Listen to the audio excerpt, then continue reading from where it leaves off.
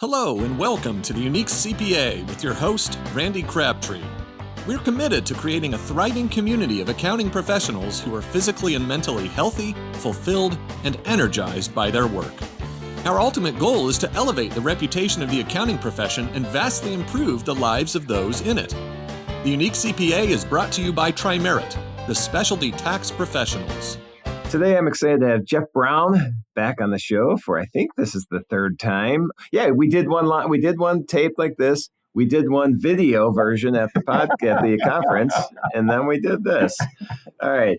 I'm already breaking from my intro, but Geof is a president and CEO of the Illinois CPA Society. Very fortunate to become good friends with Geof over the last few years. Great guy. The society, we call it. I never know which state is called what. The society does awesome things. And one of the awesome things they did was a recent survey called the Readiness Divide. And it's kind of showing this gap that exists between early career accounting professionals and their managers, and highlighting those disconnects and figuring out ways that we can bridge. If I want to steal from a conference that I know, we'll bridge the gap of those differences. I'll stop rambling. Geof, welcome back to the Unique CPA. It's great to be back, Randy. You know, I had to talk the team out of using the phrase bridge the gap in the writing, just for that very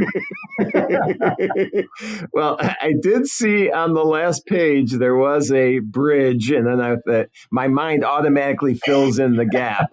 But they did not use the gap version of it. Bridge the divide was what the term Derek used. Okay, all right. And you're more than welcome. I don't own the rights to bridging the gap, so... No, it's really good to be back. You know, this has been an exciting research project for us for so many reasons. You know, when we conceptualized it, we were hearing a lot of data points from different audiences, and we knew that there was something to this. So we were hearing from firm leaders and people managers that, hey, what's happening on college campuses? How come our entry-level folks just aren't ready to go? We were hearing from entry-level professionals that they weren't getting the feedback that they needed to even start careers on a successful foot, and what help could we provide?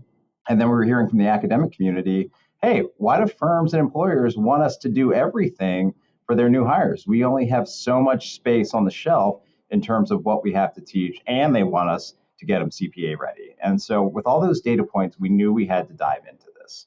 Yeah. We went to a couple of different audiences just to figure out, what are we looking for here? And it was really around just uncovering those gaps, where the expectations and experiences didn't align, and any additional support that, the early careers would need. And we really wanted this to be one where we informed action.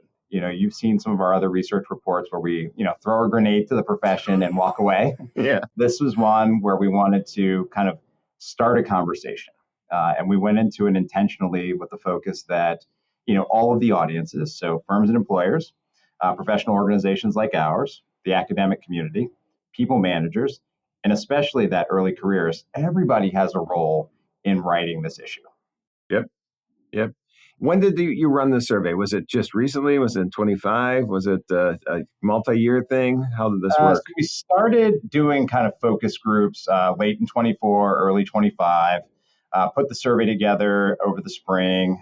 We worked with Josh Herbold down at University of Illinois. He just happens to be a member of our board. Nice. Really connected to next-gen issues.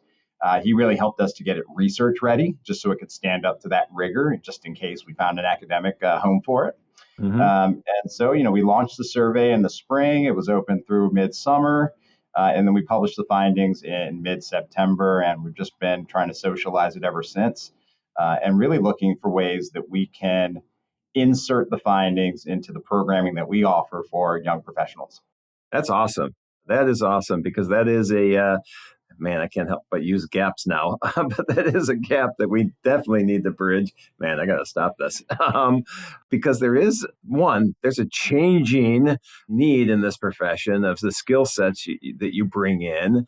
And if we don't start to identify that and find where we are short on it and how we have to get to people to a level that they need to be to really move forward, because we're in an area now where with AI coming, I'm going on my rant right now, Geof. So with AI coming in and everything, that a lot of these things that people were learning on, they're not going to need to learn on anymore, or they're not going to have to, because that's going to be automated for us. And so how do we accelerate that skill set that they're going to need, identify what they're going to need, and then accelerate those. But that's something obviously we'll talk about when we go through this. Let's talk about, that was just my rant, unless you want to comment on my rant. No, I think you're spot on. That was definitely one of our hypotheses when we went into this, was that, okay, technology is definitely impacting the business in a way that those kind of, early career activities aren't going to be there. So that young professional better be client or senior business partner ready, at an earlier point in their time with whomever they're working with. Yep. So let's go backwards now. So let's just talk about key findings. Can you break these into, you have like 6 sections, 10 sections, Sure. So we tested 37 skills with both the employers and the employees, and the employees consistently rated themselves much higher than their managers. So just some of our quick takeaways, the early careers consistently estimated their readiness across all skills, overestimated, which, somebody would say, that's not new. In fact, a member of one of our boards said, hey, I started in this business 45 years ago, and my managers told me I didn't know anything, and I thought I knew everything. So not a new problem, but one we have to solve for now. I think the biggest place where we saw an issue was around their perceptions related to communication and professionalism. As we started to unpack that a little bit, the communication piece was really around not just what medium to use, but just form, function, comfort, which, not a new issue. If everybody were a good communicator, we would be in a very different place in this world. So it's a place where we need to invest. The professionalism one really kind of caught us off guard. And I think really what we're dealing with here is some of that generational friction. We have 5 different generations effectively in the workplace together right now. Wow. And some of those definitions of professionalism kind of morph as you move through the decades. And so I think there's an opportunity for a hard reset, or at least some expectation setting, just so that early careerist, their managers, everybody knows what's expected of everyone in each setting. And I think that's a challenge that we haven't even talked about with, some of our early careerists. You could work at one firm, but report to, several different people, depending on what job you're working on, what project you're working on, and being able to shift your mindset at such a young age in the workplace is incredibly difficult. Yeah. The one that everybody wants to talk about is critical thinking and problem solving skills. Not new, but definitely exasperated. And I'm not going to go on my AI rant, but I think, that has definitely highlighted some of the shortcomings in being able to dissect information, deliver good insights, understand repeatable processes, things of that nature. I mean, the one thing we heard from managers was, hey, I have a new employee. They're working on something. They could do it 9 times. And then that 10th time, it doesn't turn out the same way, and they can't tell me why. And I think that's going to be an issue that we need to figure out. Yep. A couple quick ones, technological proficiency being low. We talk about this generation and them being digital natives. Right. Yes, they're, adept at adopting new technologies. But when you think about the tech that they're using in the workplace, for a lot of them, they've never seen some of these things before. And so, we're not just talking about Excel proficiency. We're talking about some of the tools that they use in the audit process, the tools that they use in the tax process. It's going to be very difficult for them. So, we need to level set and help them get up to speed as quickly as possible. And then, the managers really thought that their early careers, you could just dangle $1 in front of them and performance would change. Yeah. But for the early careerists, it's really about, how do I learn and build new skills so I can have a long and sustainable career? So that said to us that profession, we need to invest in their development, make sure that they have the opportunities to build skills in a credible way before we put them to work. And I think that, given this post 150 world that we're marching into, and expanded experiential opportunities, it's a great opportunity for the profession to lean back into that apprenticeship model and really create the capacity for people to learn on the job versus being put to work from day one. And then I think the last one will be near and dear to your heart because of your focus, is this feedback loop. We heard from the managers, well, I'm telling them what they're not doing right. I'm helping them develop. And then the young professionals are saying to us, I never got any feedback until I was getting marched out the door. So that says to us that we need to step back and really think about how feedback is being delivered, and creating some meaningful expectations so that people can grow develop together. And I think that's how we're going to make this relationship sticky. I think you remember we did that report, Writing Retention, a couple of years ago. Yep. And that was one of the findings from that as well. So we really need to dive into what this feedback loop looks like. Yeah, I have a couple comments on those things. So, we do this survey too, the satisfaction survey in the profession, and we found the same thing with the dollars not being the incentive. Mm-hmm. And we did find that professional development was one of the highest satisfaction creators. So people want to learn these new skills. They want to be taught. They want to have this education part of what's going on. So that tied in pretty well with what we found too. And so I want to go back to a couple things. The one thing all of these really, but communication and how important communication. I think that's one of the skills that is probably weak in general. And it's one of the skills, especially if we're going to go on our AI rant again, which I won't. But now what we're going to be tasked with doing is communicating the findings that we have and having these advisory type discussions with our clients. And so that communication is important. Is there a way to help? Are we coming up with solutions to increase the communication skills that people have coming into the profession or develop in the profession? Yeah, I mean, I think we're seeing on all sides. We're seeing definitely in the academic community that they're leaning into more kind of case study, presentation type scenario based education. I know firms are definitely doing a lot of role play, case-based education and development early on. We think they need to start doing it as part of the internship process. Maybe giving them fictional client cases to talk through, role playing a little bit. How would you deliver that news? Just so that the young professional or potential young professional gets an idea of, hey, I'm not just going to be sitting behind a computer and looking at big data sets. I'm going to have to talk about the data sets. Mm-hmm. And then I think for us, we just had our young professionals conference last week, and the whole focus was supercharging your voice, talking to young professionals about how do you deliver news? How do you manage across, up, down, and around the organization? But just letting them know that communication and being a good communicator is going to be a central component to their career advancement.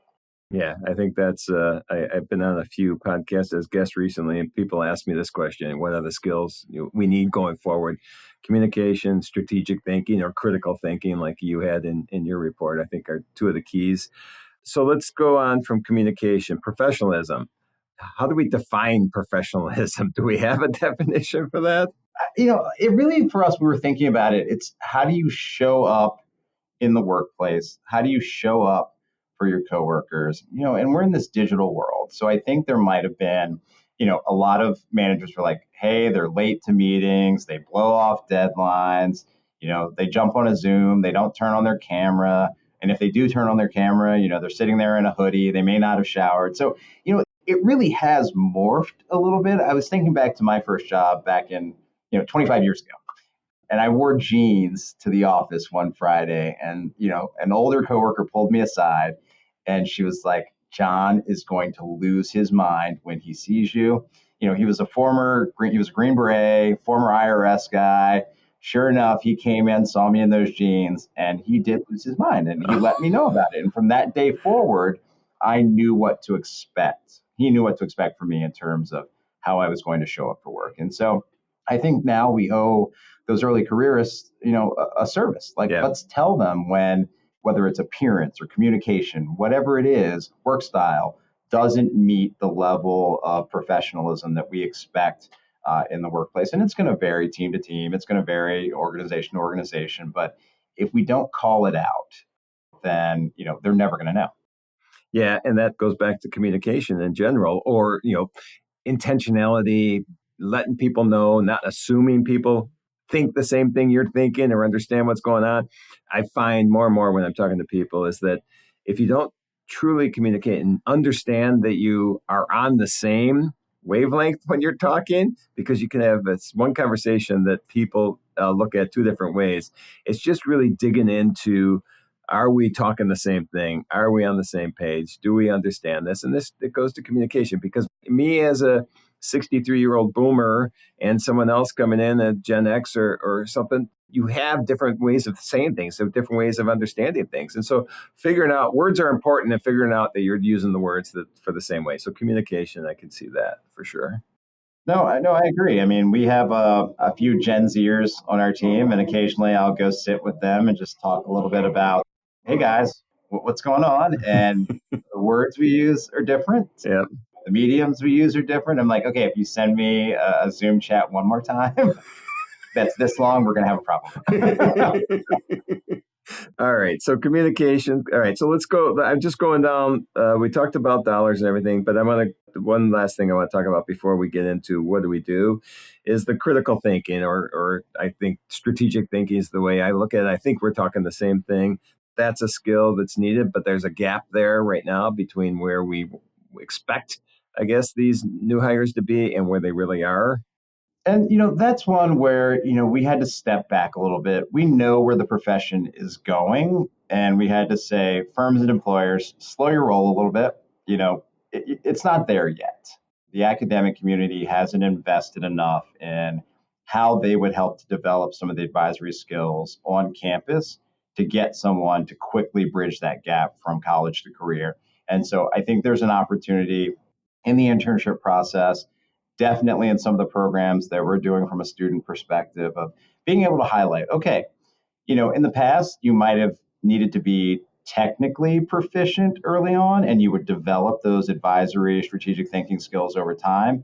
Well, now you need to be technically proficient. And yes, you'll be able to lean somewhat on technology, but you definitely need to understand, some of that coaching, providing good data insights, drawing conclusions. And then I think the last one is part of being a good strategic thinker is asking good questions. Yeah. And I think that's an area where we can help young professionals develop very quickly. Yeah. When you were saying this, I was thinking back to myself at 30 years old or younger. And I'm like, I never asked any questions. I mean, I'm just like, okay, tell me when I'm supposed to do it. I'm going to do it. And the reason I was thinking that is because, and this just popped in my head, but both of our kids, they're in their early 30s now, 30 and 32. And for the last 5+ years, early on in their careers, they were asked to give presentations to the whole team. I never remember doing that when I was that young. And I was just impressed that, wow, that is amazing, that because I would not have felt comfortable doing that.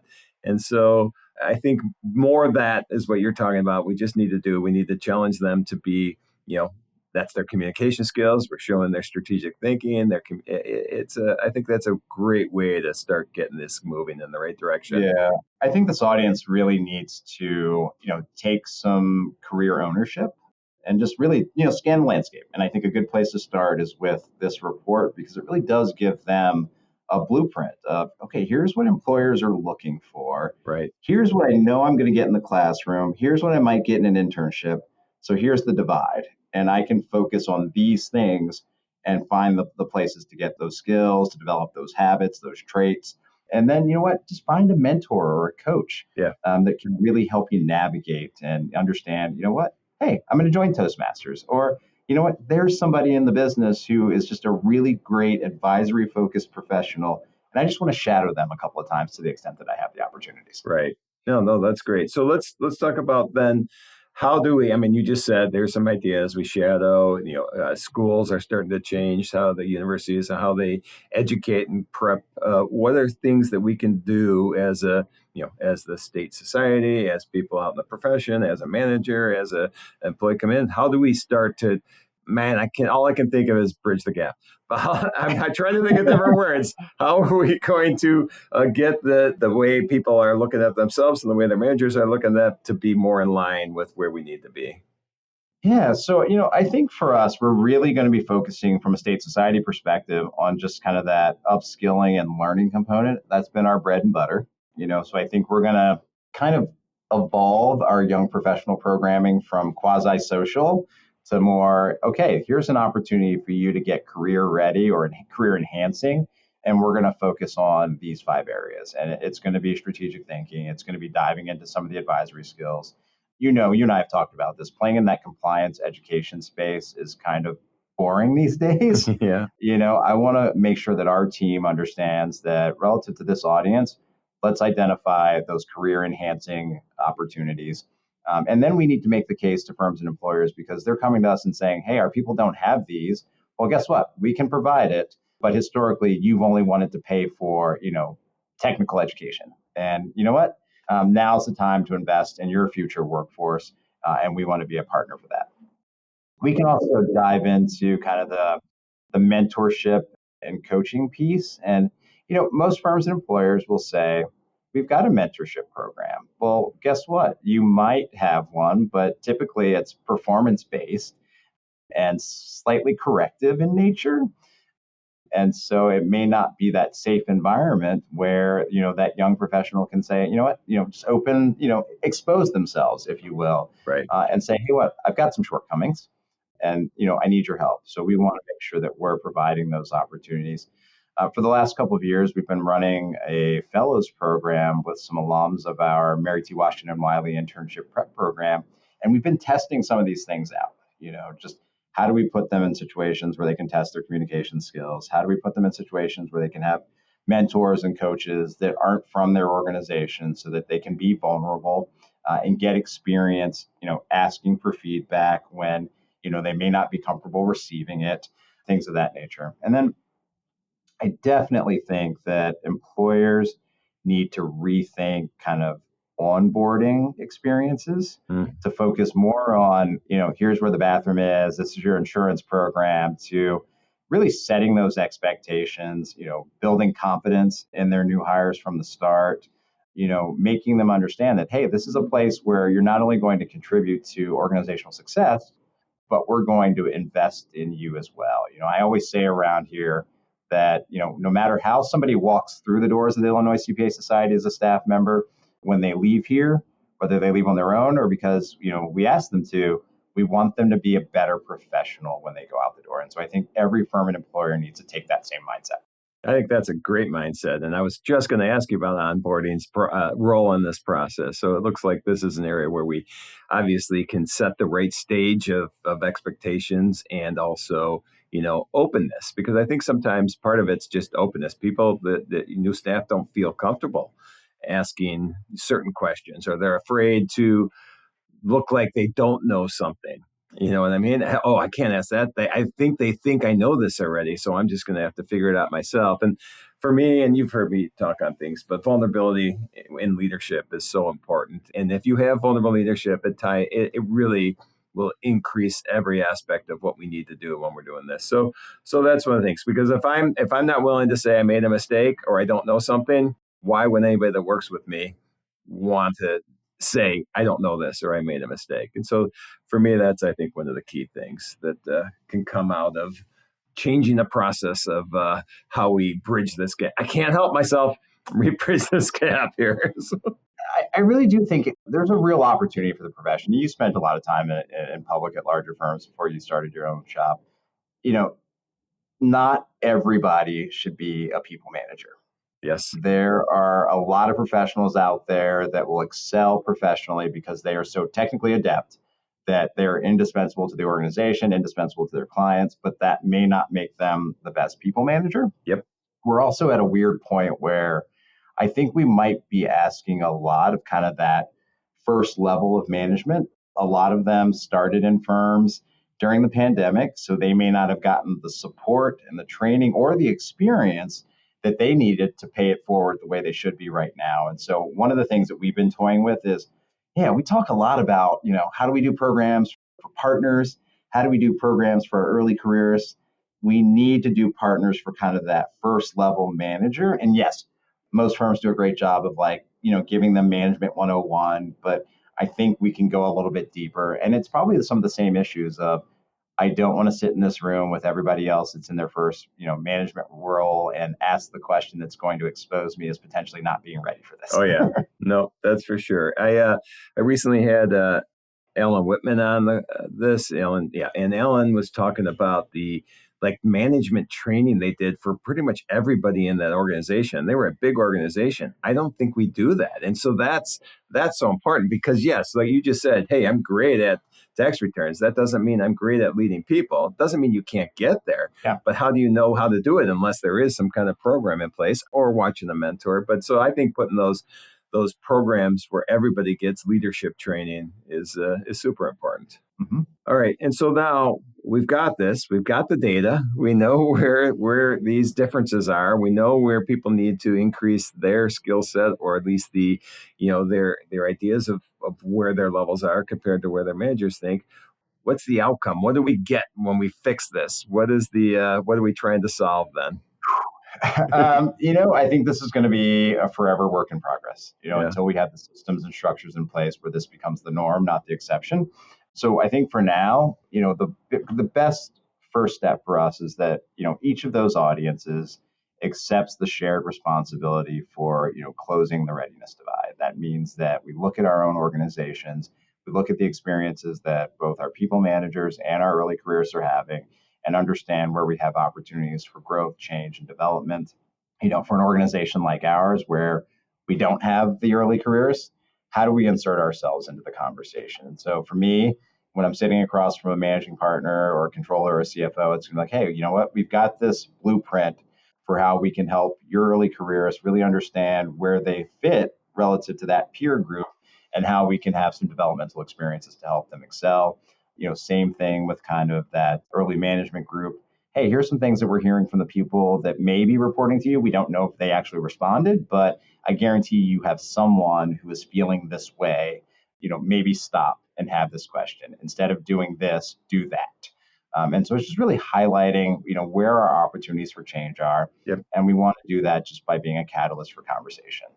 And so that's really our objective here. We've got a great team that helped me bring this idea to reality. And so they're all bought into it. Every group that we've had a conversation with. So back in September, we had a group of managing partners, people managers, and early careers. We just came together for a great conversation around, okay, here's what we learned. Is this your reality? And what are you prepared to do? And there were a couple of things from that stood out for me that, I'll share with your listeners, Randy. Yep. One, this young man said, hey, when I was an intern, they told me I was the greatest thing since sliced bread.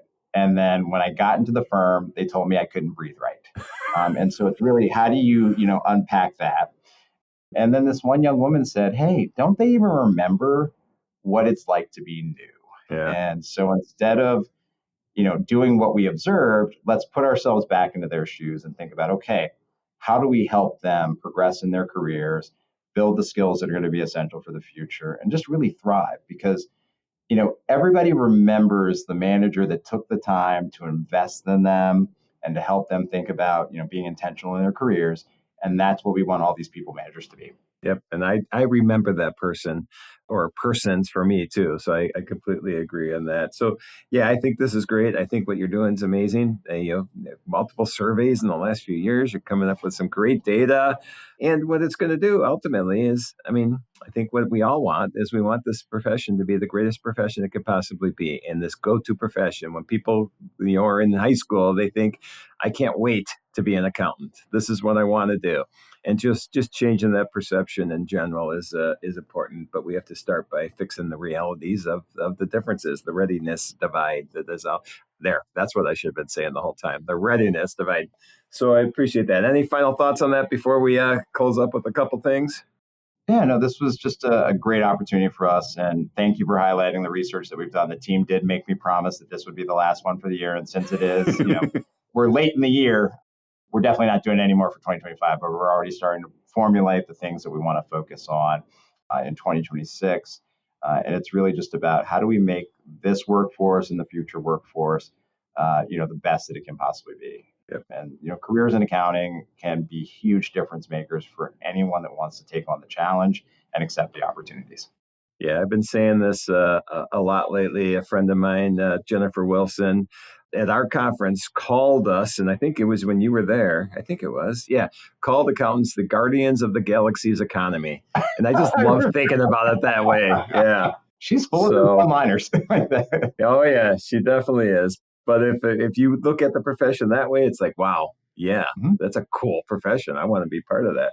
All right, now I'm stealing Bob Doyle's coolest profession around, but it can definitely be that. So, all right, before we wrap up then, we did this on the first episode you were on, not the second time because that was a video version, but I always ask our guests, we talked about all the cool things you're doing in the profession and helping, but when you're not thinking about the accounting world, the CPA world? What do you do for fun? Oh, wow. Now I'm really focused on spending as much time with my family and friends as I possibly can. I'm late 40s. My parents are getting, late 70s. I have one grandparent left. And so Okay, nice. I'm pulling back from a little bit of the career focus to spending a little bit of family time, and then still like diving into travel.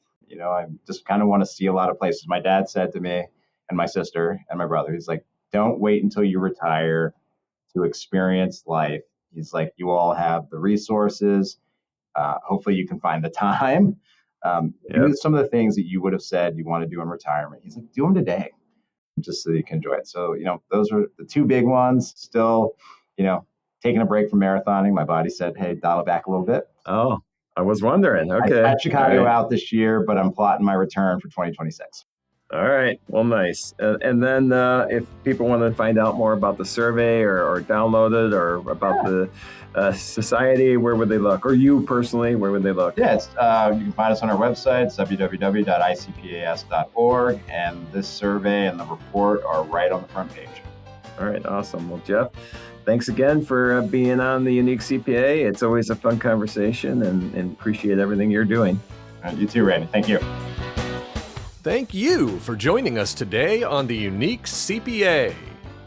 You can find the show notes for today's episode and learn more about TriMerit at theuniquecpa.com.